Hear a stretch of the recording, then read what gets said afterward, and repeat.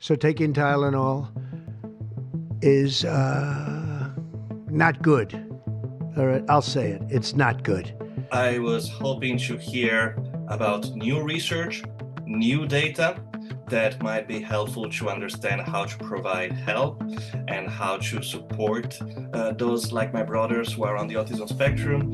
Instead, what I heard is about using old data to draw incorrect conclusions from data that already existed. Yesterday, when President Trump had the announcement on autism, I was excited to see what the government was going to do to help families affected by autism.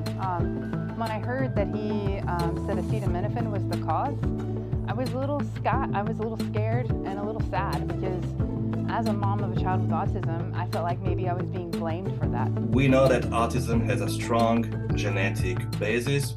You're more likely to have autism if you have a family member who also is diagnosed with autism, and much more likely if that family member is a twin. I did all the advice that was given to me at that time by my doctors and what was recommended by the federal government to be a good mother at that time.